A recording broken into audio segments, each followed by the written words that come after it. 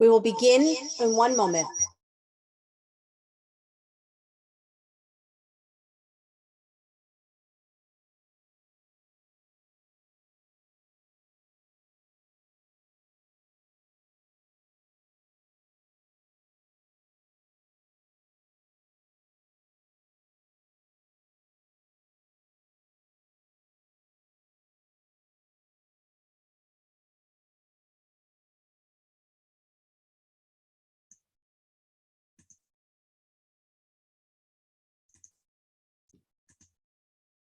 Good afternoon.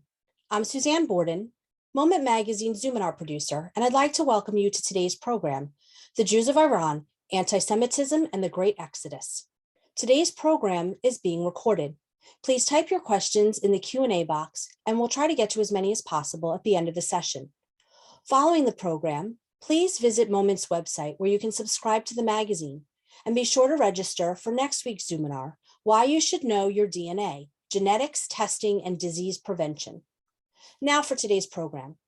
Roya Hakakian is the author of Assassins of the Turquoise Palace and Journey from the Land of No, a Girlhood Caught in Revolutionary Iran, and she has published 2 collections of poetry in Persian. Her essays have appeared in the New York Times and the Wall Street Journal, and on NPR's All Things Considered. Roya has collaborated on programming for leading journalism units in network television, including 60 Minutes. She is the recipient of a Guggenheim Fellowship and served on the editorial board of World Affairs. Since 2015, she has taught at Thread, a writing workshop at Yale, and is a fellow at the Davenport College at Yale. Roya's latest book is A Beginner's Guide to America for the Immigrant and the Curious. Joining Roya today is Moment's editor, Sarah Breger. Sarah is also the director of Moment's Daniel Pearl Investigative Initiative. Sarah has won numerous awards, including first place for Religion Reporting of the Year from the Religion News Association, and first place for Best In-Depth News Writing on Religion from the American Academy of Religion. Please welcome Roya Hakakian and Sarah Breger. Thank you, Suzanne, and thank you, Roya, for taking the time to be here to discuss such an important topic. It's a pleasure. Thank you for having me on. Iran has the second largest Jewish community in the Middle East, besides from Israel, and it has a very long and very storied history. I was hoping, Roya, you could perhaps tell us a little bit about when the Jews first arrived in Iran or Persia and some of its subsequent history. Sure. I should say that I think probably 10 years ago, Iran would have been the largest community of Jews in the Middle East outside of Israel. At the moment, I think Iran may very well be behind Turkey. It's a minor point, but I think I just want to make sure that the audiences know that there is a significant Jewish community in Turkey as well. So Jews arrived in Iran in ancient times after the fall of the first temple. And legend has it, although there are historians who argue this, that the very first community of Jews arrived in Iran as slaves, and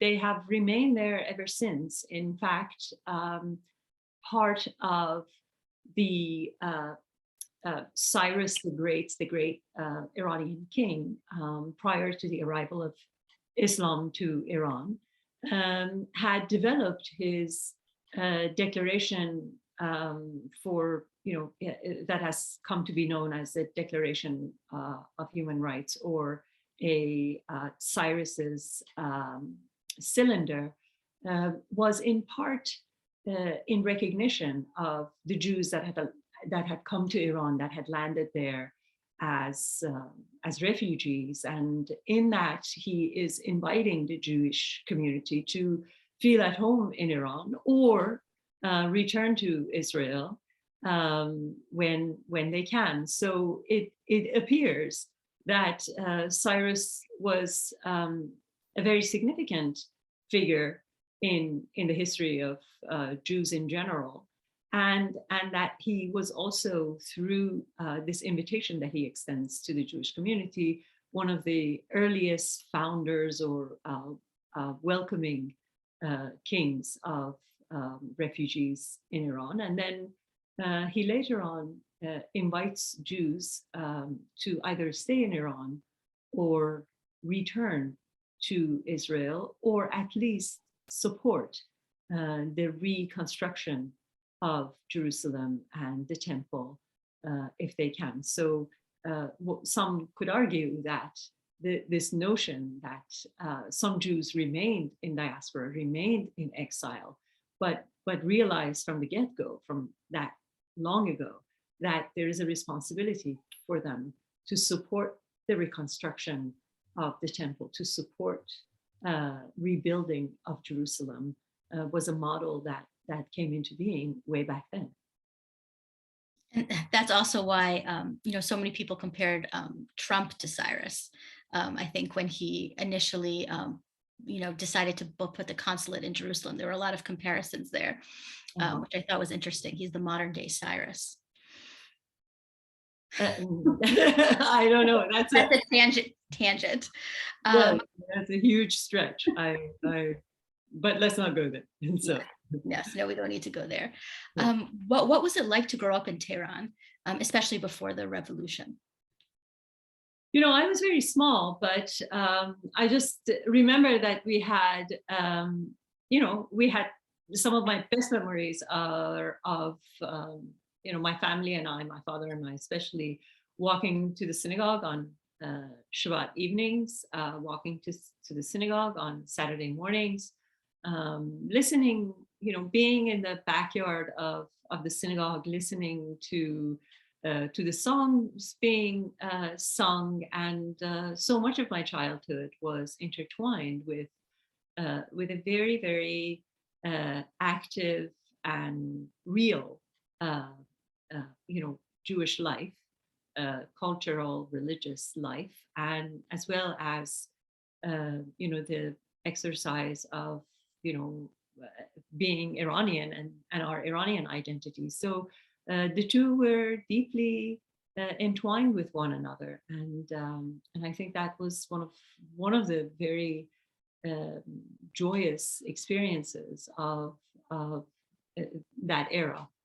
A lot of people, including my father, had memories of very intense anti-Semitism that had been exercised or they had undergone themselves, experienced it themselves. But I was born and raised in Tehran, the capital. By the time I was a young child, it was the 70s, and it was the glory days of the Pahlavi, the former king's rule. And so much of what my father or my mother or the elders would remember about the treatment that they had received from fellow non-Jews in Iran was a thing of the past, was not something I'd ever been exposed to. And in some of your writings, you discuss something, or you talk about something interesting that I'm not sure so many people focus on, that there were many Jews who were part of the revolution, or at least, leading up to the revolution, that Jews were active participants. Well, that's interesting. Yes, I'm sorry. I was going to ask you what you think kind of attracted Jews to, be part of, at least initially, the movement or movements. Well, I think Jews have a knack for being involved in revolutionary activities wherever they are, right? If they're not the founders or the organizers or the leaders, they're certainly participants. And I think that has been true throughout history everywhere. We, as a community, have been in the margins, and marginal people are the likeliest people to rise up and want to, be in the forefront of whatever change that could come, because change could mean or holds the promise of, improvement of their own lives as marginal people. The only thing I would say is that, I know this has been mentioned that, Jews participated in the Iranian Revolution. I wouldn't say there were many. I would say that there was a group of young Iranian university students who were socialists or had become sympathetic to socialist ideas and ideals, and they were sympathetic to the revolution. There weren't many, and maybe a few dozen, and so it was a very select cast of Iranian young intellectuals, and for the most part, the elders in the Iranian Jewish community were in fact afraid of the change that was coming, because it had been the Pahlavis, it had been the monarch,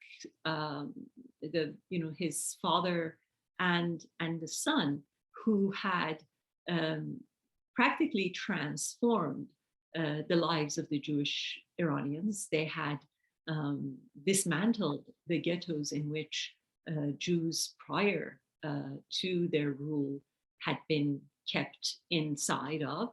And so, the elders who had lived through that transformation didn't want to see, anything change. They didn't want to see the rule of the Pahlavis end. And in fact, they were very much afraid of even the look of the religious clergy, because it took them back to the bad memories of anti-Semitism that they had experienced, my father among them.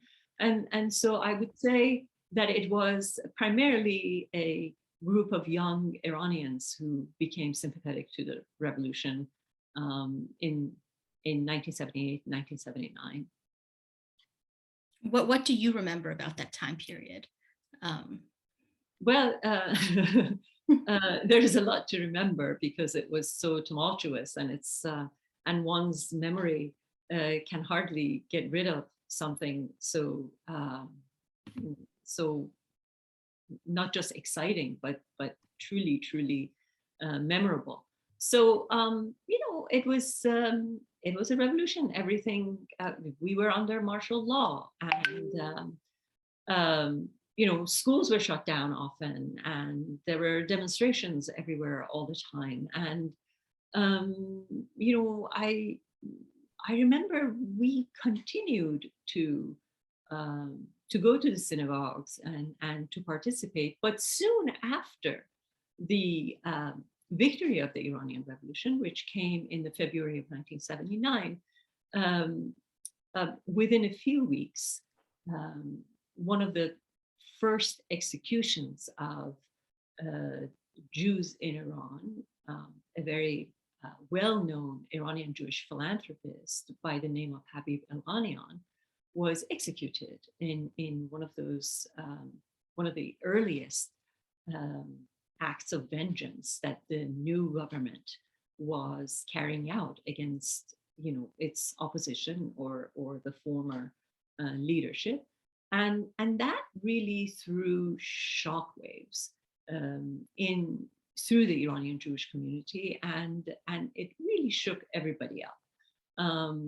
Even though, I suppose it shook everybody up because we all began to wonder, the Jewish community began to wonder, what the harbinger of more executions and more killings to come, or was this just a one-off, a one incident, and there wouldn't be any follow-ups. That said, the execution itself and just the chaos that the country as a whole had been steeped into created a great deal of fear within the Iranian Jewish community, and that brought about the first major exodus of Iranian Jews from Iran in 78, 79, and then 1980s. And right after that execution, you've written about how a Jewish delegation was then sent to Khomeini, who I didn't know how much detail we wanted to get into. Yes. Maybe you could talk a little bit, because I think he gave what maybe some people view as the policy toward Iranian Jews. Yes. In fact, that's how I talk about it in my memoir, that, a delegation, as you put it, leaves to see the leader himself to ask, why this decision, why this execution? And so they go to visit him, and they get, in fact, a private audience with him. And during that private audience, he gives a very long and irrelevant sermon, at the end of which he speaks a single sentence. And the line is, "We separate the affairs of our Jewish community from the blood-sucking Zionists in Israel." And once he says that, it is a signal to not just other non-Jews in Iran, or his own cadre of leadership and officials who were surrounding him, but even the Jewish community. It was a reassurance for the Jewish community that this new regime recognized that they are not to be mixed up with the entity, which was Israel, that had been so openly and overtly identified as the enemy of Iran, or as Khomeini, the leader of the Iranian Revolution, used to refer to Israel as the minor Satan, because America was the big Satan, the major Satan, and Israel was the minor Satan.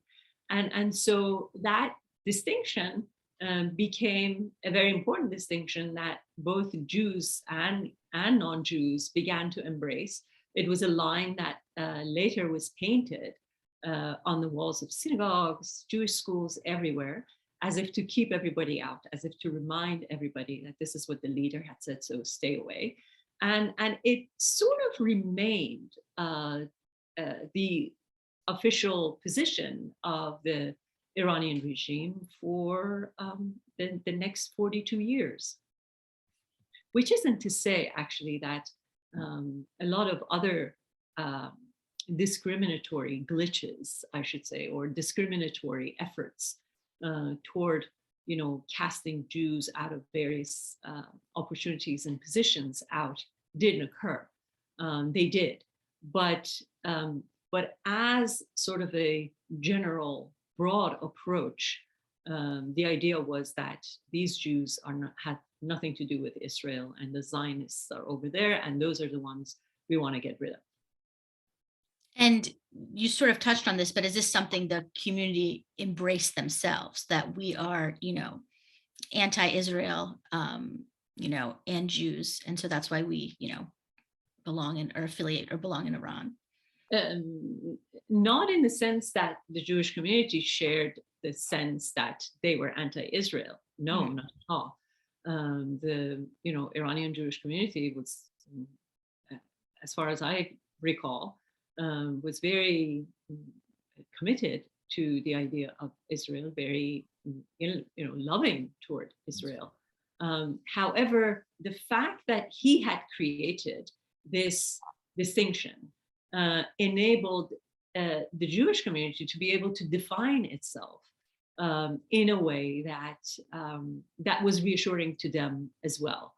So, it is something that I say to every journalist that travels to Iran. Journalists go into synagogues and try to find some Jewish leader who would talk to them. And what I find incredibly ironic is that the talking points have remained the same from 42 years ago till now. So, a journalist would ask them, "Are you happy here?" And they say, "Oh, yes, we are happy." And, "How do you feel about Israel?" "Well, Israel is, doing unjust things to, the Palestinians and X, Y, and Z. But we are here and we are happy, and, the regime takes care of us, and we're not discriminated against, and so on and so forth." And so I've always thought, why do they bother to do these interviews when the talking points, in fact, haven't changed one bit over 4 decades? So That's true. Yeah, I think that's what I was trying to get at a little bit. If it was something that, was what they were being kind of forced to say or feel like they need to say, as opposed to something that was truly felt, or if there's no way to know. Oh, well, nobody comes to you and says, you must say X, Y, and Z. And I think that's not something that's true just about the Jewish community. It's true about how all Iranians cope with the tyrannical system, with an oppressive system that wishes to bring them under its control. So everybody after a while knows what it is that they want to hear. So in order to be at peace, if not in trouble, we all learn, Jew and non-Jew, what it is that we must say in order to be at peace, or in order to be left alone. And so this kind of becomes, in a sort of an Orwellian 1984 sort of a way, a conversation between the big brother and everybody else who lives under the big brother. You know exactly what the talking points are. You know exactly what is expected of you to say. And the Jewish community knows that. And the Jewish community has, in fact, said those things. And, there have been Jews who have marched in the Quds Day, which is sort of the day of, Jerusalem, day that Iran marks on the official national calendar as an anti-Israel day. And so people used to take to the streets to demonstrate, so much less now. And sometimes even Jews had to show up to these demonstrations. And it is primarily a part of sort of this dance that everybody knows they have to partake in. I also should say that it doesn't mean that there weren't any Jews who didn't feel ambivalent or critical of Israel, especially if you're living in a country that is constantly broadcasting, news of Israel in a one-sided fashion. You're bound to have a sense of doubt. And we know how critical Jews in the Western world can be critical of Israel. So I'm sure there has been and are Jews that can be critical of Israel. But by and large, the Jewish community has remained incredibly loyal to Israel and to the fundamental idea of Israel. And that in part isn't just true about the Jewish community, it's also true in a very, very strange and surprisingly wonderful way about the non-Jewish community. Because the greater the rift grew between the regime and the Iranian population, the more disenchanted the Iranian population became in the regime itself. The more it began to doubt its propaganda, the more it began to cast doubt on the people that the regime was peddling as enemy, or the people or the leadership or the nations that the regime was peddling as allies and friends. And as a result of this, over the span of many, many years, just ordinary Iranians no longer buy the anti-Israeli propaganda in Iran. And so those feelings have incredibly changed because the public's trust in the regime is no longer there.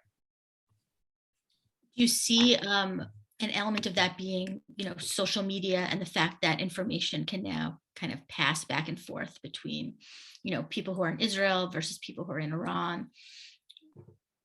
We can say that, but I think this predates social media, and it's something that basically puts sort of the responsibility of this transformation or the ball for this, for this whole change in the court of the people of Iran and the regime, in their confrontation. In that, the economic situation in Iran, and this is a key point, was incredibly bad, and people were out of work, they were unemployed, poverty was raging, and all of these things were happening, and the regime was still funneling a lot of funds to the Hezbollah, to other activities in southern Lebanon, and so on and so forth, and that simply angered people.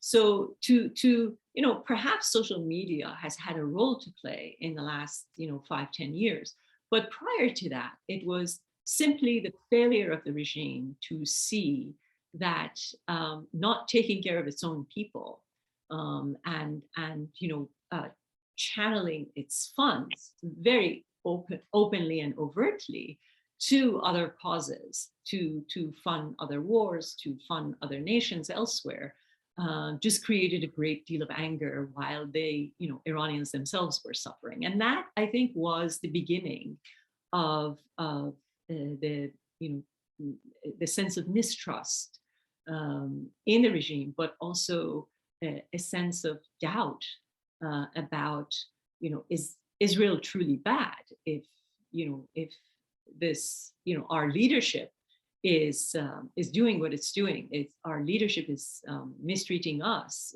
in order to, fund other wars and other people. And early on there were slogans that could be heard, which were really a plea on the part of Iranians saying, we're not interested in Gaza or Lebanon. We are Iranians. We are here. We want to invest here. We sacrifice our lives for our own country. So it was kind of a drawing back from these regional interests that Iran was showing in places outside of the country, and saying that, focus on us. And I think that was truly the beginning of a turning point within the Iranian population towards Israel. I want to go back to your story because I see a few questions about that too. When did your family decide to leave Iran, and why? Well, my family kind of left in bits and pieces, and we didn't leave altogether. And I think in many ways, families are better off being uprooted together, because these grand transformations are experiences that either families undergo together, or if they go through separately, then kind of bridging between the side that witnessed those changes and the side that didn't would be very difficult. So my family left in bits and pieces, as I mentioned. So my brothers were already in the United States prior to the revolution. They had come here to study, and the plan was never for them to stay here. The plan was for them to return, but it coincided while they were studying in the United States. Their stay coincided with the fall of the Shah, the former king of Iran, and the rise of this new regime. And of course, very quickly thereafter, Iraq, the ex-president, the late president of Iraq, Saddam Hussein, declared a war on Iran and attacked Iran. And so Iran was engaged in a nearly 10-year war, which meant that young men would be conscripted into the army, and therefore it became very clear to us very soon that my brothers would not return, and therefore once that became clear, we realized that my father, my mother, and I, that we were the ones who had to leave. And so my mother and I left in 1984, in August of 1984. My father couldn't leave with us. We left posing as Armenians because they, at the time, they had withheld our passports. The passports that my father, my mother, and I had. Although, I had my own passport. Had submitted to the passport office, and they had withheld them without saying that Jews were not allowed to leave, because nobody knew exactly what the policy was, because there was no policy. But there were these first come first serve approaches that they had to, depending on how they felt one day about Jews, Israel, whatever, and how discriminatory one person was as opposed to the other. So, a few Jews would get their passports renewed and would be able to leave. But by and large, a lot of Jews in the early 80s had their passport confiscated without getting a really good explanation as to why these passports were being held. They would just be told to come back, come back later, come back later. And so eventually, my father bribed someone in the passport office to swap our original applications in which we had said we were Jews with new applications in which we said we were Christian Armenians. And my mother and I were able to leave legally that way with our own passports. My father had to be smuggled from Iran on foot into Pakistan 4 years later. Wow. And during that period, how many Iranian Jews left? And then who were the ones that chose to stay? So now I cannot say that there are exact statistics about these, numbers of how many and when. And if there are, I haven't been very good at studying them. But there was a first wave, which was in 78 and 79.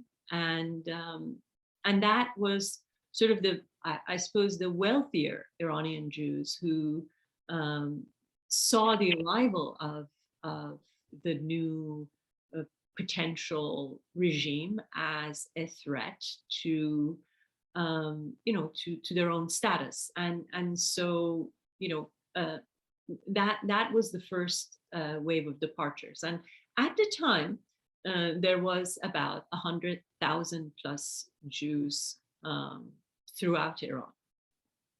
And that was significant because the total population of Iran at the time was 37 million. And today, Iran has 70 plus million people and less than 10,000 Jews left. So that was the first wave, sort of the more affluent members of the Jewish community. I think those who stayed, including my own father and mother, were sort of waiting to see whether things would change. There had been enough of a threat, through the execution of El-Ghanian and through other signs that were ominous but not directed at the Jewish community. But they, it seemed to many people, it seemed incredibly unreal for all that, 50 plus years of monarchy to fall just, so quickly, and for this band of, clerics to come to power. And it was unbelievable. And everybody was sort of waiting to see if, if they fall or if other changes come along. And leaving for them wasn't as easy as leaving was for other people, especially since, those who say sold their homes in 1977 and 1978 had sold their home at a reasonable price. But after 1980, Iran was placed under sanctions, and it was incredibly suddenly economically not comparable to what it had been 2 years or 3 years prior to that. Housing prices had fallen, and so some people were waiting to see if by waiting they could, the prices would come back, they could sell their belongings and their properties at a better price. But the reality was not only the prices didn't improve, but the war kept on going on. Everything economically became more and more depressed, and the value of the Iranian currency plummeted with the passing of every month and every year. But if you are not really, financially, if you're a middle class person and you have spent a lifetime trying to, build a home and create a few luxuries for yourself, it's very much harder to part with them at a lesser value. And so I think many people stayed in the hopes of regaining some of what they had lost, which they didn't. But then there was a second wave of departures in the mid 80s, and then and then there were trickles through the 1990s, and I think thereafter it pretty much stopped, and there are many reasons as to why the remaining community stays. Who are they, and why do they stay? I don't know if that's where you want to go, but yes, yeah, no, that would be great. I am curious about that. So I had heard that these are elderly people who can't afford to leave, but that's not true. There are it's a multi-generational community that remains and bears children, and has a reasonable life that they're attached to. So I think there are several reasons for why they stay. I think they're they can't see themselves doing economically well in other places. They're afraid of taking the leap of faith. They, the bad Iranian economy is an added reason, because what they had that they could have sold to bring as cash is even less valuable now. So the nest egg has completely vanished. They have attachments to elder relatives they don't want to leave alone. They and there is a reasonable Jewish life in Iran at the moment, which I think creates a sense that things aren't perfect, but they are imperfect for everybody. That when they look around, their neighbors and other Iranians are under similar pressures, and while this current Iranian Jewish community can exercise its practices, its traditions, there are synagogues, there are schools, many of which, by the way, had come under extreme, I should say, attack in the early 1980s, when the number of Jews in Iran was greater. So I think that the more Jews left, the lower the numbers got, the looser was the control that the regime exercised over the Jewish community, if that makes any sense. That's interesting. What is Jewish religious life like there now? Well, for the longest time, after the departure of the two major rabbis in 1979, immediately after the revolution, there weren't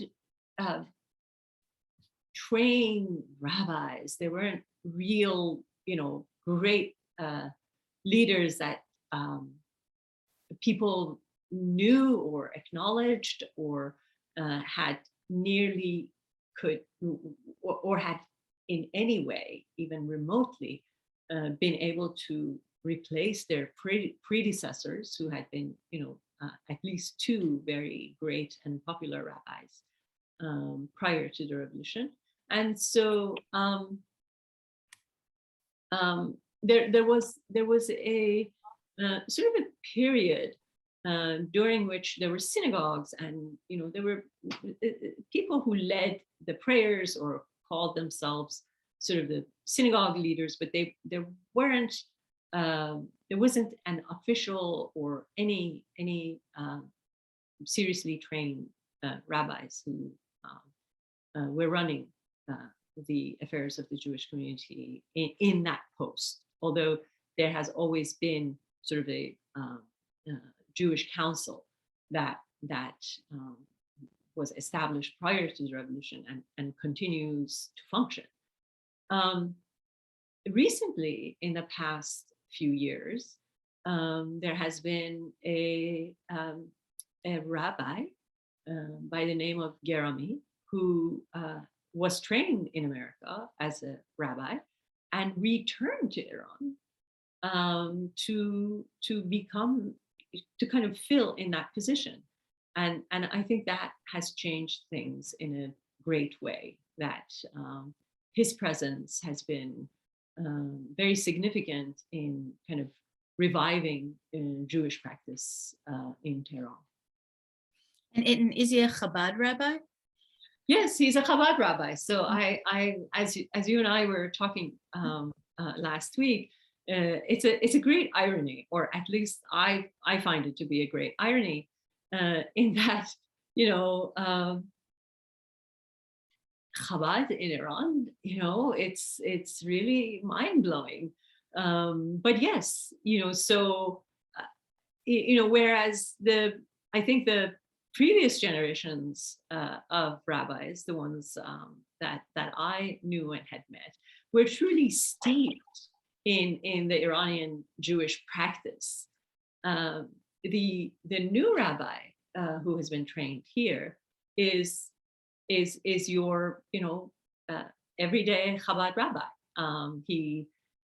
He's there to make sure everybody does whatever it is that everybody is expected to do, and whether they do it in the context of past Persian traditions or not, I think is besides the point. And so yes, he's there, and I think he has managed to infuse the community with sort of a sense of new sense of identity, and revived so many of the Jewish practices, and at the same time it isn't the practice that was there prior to the revolution exactly, and so it's a bittersweet moment. There are a few different questions about are there any restrictions on religious life for Jews? Can they keep can they keep kosher? Can they pray freely? Those are a few different questions that have kind of asking the same thing. Right. So when I was in Iran in the early 80s, my Hebrew day school was taken over by a Muslim woman principal, something that had never happened in my lifetime. That if you went to a Hebrew day school, you had a Jewish administration, But suddenly, when I was in high school, this conservative Muslim woman took over, and it was very clear that her intention was to try to convert us, or try to at least create a rift between us and our families, and create a sense of doubt in us, in Judaism, in who we are and who we should be. But you see, what's incredibly ironic to me, especially, is that all those things were done in the first 10 years of the Iranian Revolution, when the revolution was very serious about its own ideological commitments, when Khomeini, as the grand leader, was still alive, and there were these ideological ambitions that they were going to, transform the region, and then transform the world, and liberate Israel, and give it back to the Palestinians, and so on and so forth. I mean, there was no end to the ambitions of the previous leader. However, within about 10 years, the Iran-Iraq War caused so many casualties and left the country in such a state of really in true state of ruin, and economically depressed. About 1 million people were killed or came back maimed, and there were all these veterans, without limbs throughout the streets. And then the leader, Ayatollah Khomeini, also died within that first decade, and I think that really changed the attitude of the next generation that took over. And so they were, the idea of trying to convert Jewish kids to become Muslims and all of those things fell by the wayside, because there was a country that needed rebuilding. There was a leadership vacuum that needed to be filled. There was economy that was so depressed, and there were so fewer Jews left in Iran, and the smaller the numbers became, the less interesting or important the Jewish community became, and therefore there was less control. And I think by now, when there's only 10,000 Jews left, and when in the span of the last 10, 15 years, they have figured out that it actually looks very good when annually the president of Iran needs to show up in New York to the UN General Assembly, and when they bring a Jewish Majlis representative, representative in the Iranian parliament with them to kind of show off to the other nations, to say, oh, we're not Saudi Arabia, and we're not all these other restrictive Muslim countries that do not celebrate their religious communities. And so I think in the past 10, 15 years, they've recognized that there's value, it looks politically chic to be able to show up with the Iranian Jewish Majlis representative, or go about the world and boast that they have functioning synagogues, and they have functioning Hebrew schools, and they have a functioning Jewish infrastructure. And so I think it's sort of perhaps what Dara Horn so aptly called people love dead Jews. They also love diminishing communities of Jews. And so I think that the smaller the number became, the more the regime began to try to keep what there was in order to window dress politically to the international community, and present itself as tolerant and democratic.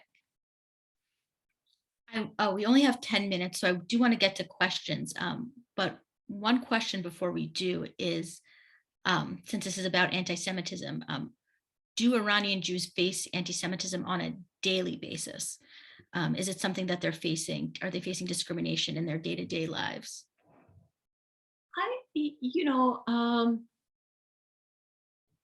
I don't know if the answer to that is a yes. I am inclined to say no, but that doesn't mean that there is no anti-Semitism. So I'll explain. First of all, the Jewish community doesn't go around Iran announcing that we're Jews. People ordinarily don't blend in with everyone else, and there is less of sort of this openness that once existed 40 plus years ago, where Jews were feeling that they could present themselves socially as Jews. So I think that to a great degree has diminished, that Jews are a lot less overt about identifying themselves if it's not necessary. So there are less people who know, and so there has been also less of an interaction, less of a reason to or sort of a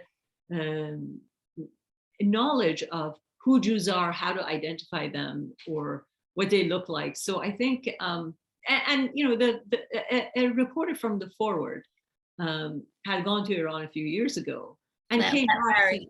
Larry Kohler Esses went. Right. And then he came back saying, it's great, they have synagogues, they practice, and by the way, they leave synagogues with their yarmulkes on and nobody bothers them. And the first thought that came to my mind was that ordinary Iranians no longer know what a yarmulke is, or can't necessarily tell the difference between a Jewish yarmulke and just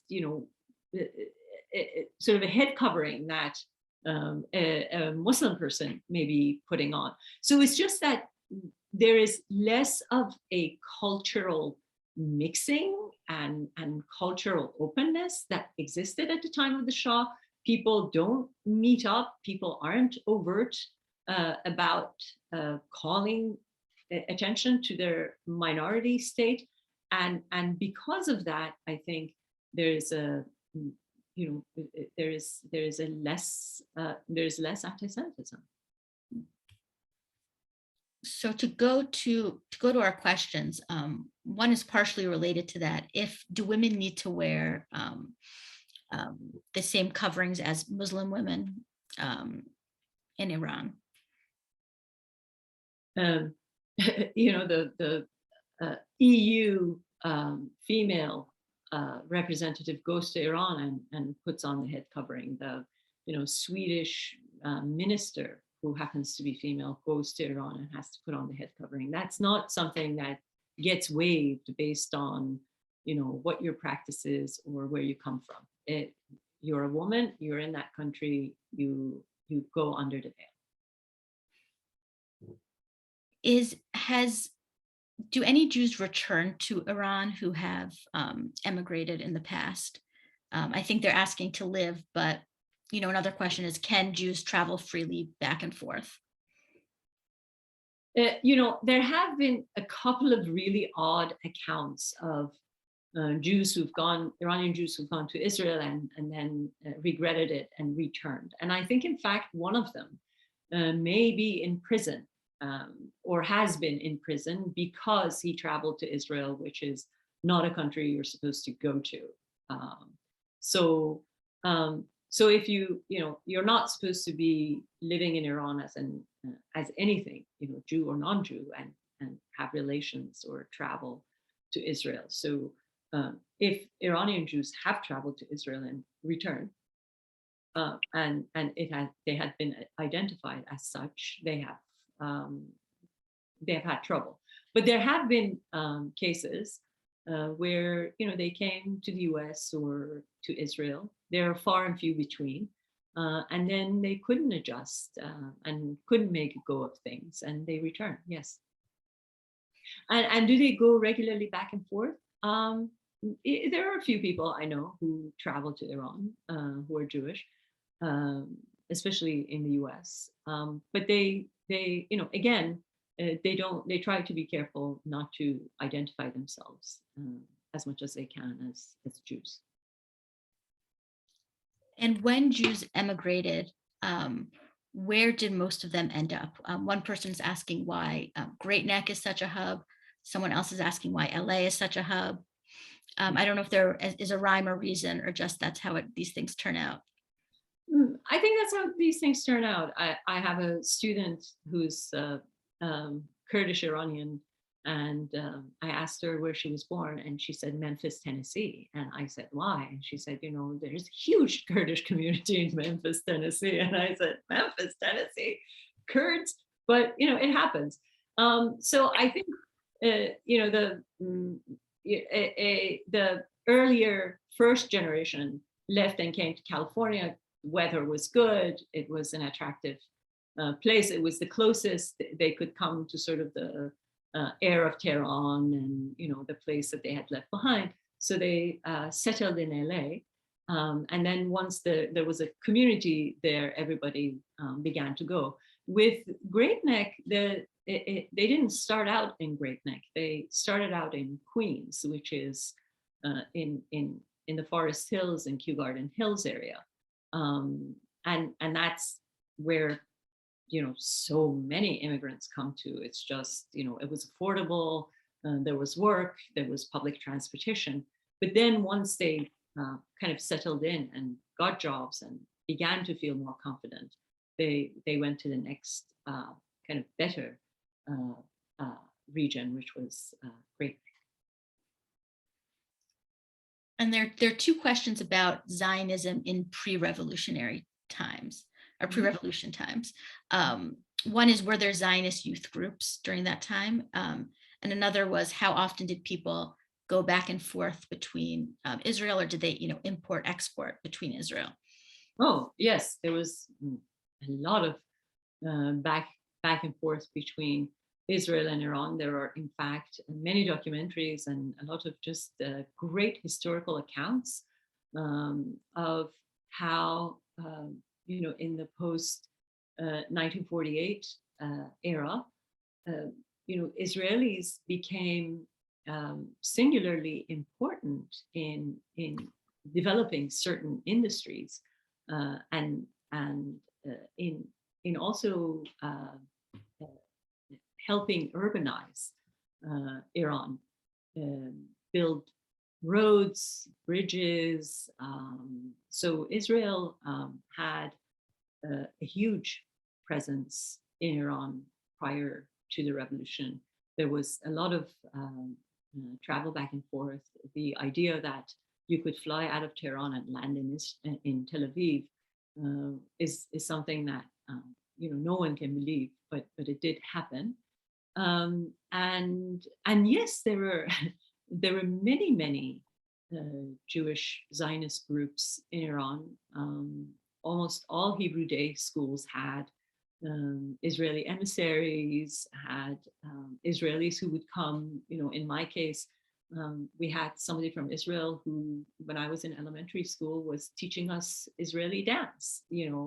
And then there were summer camps that were held in Iran, but the organizers or much of the programming came from Israel. So yes, they did exist, and I think that it was it became equally as important as the religious practice. This whole notion of getting to know Israel and feeling committed. We only have time for one more question. So I wanted to ask, have the attacks, well, when I see one person's asking about this, and I'll kind of put two questions together. When Israel does these kind of cyber attacks or targeted assassinations, against Iranian scientists or factories. Does the Jewish community worry at all that there'll be blowback on them? So far, the Jewish community has been very smart. The original 1979 Khomeini position of the distinction between us and them, Zionists and Jews, has held for the most part. And the Jewish leadership is very smart in that they immediately, even before they're solicited, they come forth with, a statement of condemnation. We condemn the act of, assassinating a scientist and so on. I have heard recently kind of these unusual or I should say infrequent messages coming from certain leaders inside Iran saying, Israel knows that if it attacks us, we have, so many thousand Jews in Iran who will, feel the punishment. They have these threats have been far and few between, but they can be heard. But I think for the most part, this distinction has held over the years, and so far the Jewish community has remained somewhat safe. Well, thank you very much. Thank you, Roya. This was very educational. I learned a lot. I can see from our questions that people were really engaged and learned a lot. Thank you everyone for coming, and please sign up for our Zoominar next week. Bye. Bye-bye.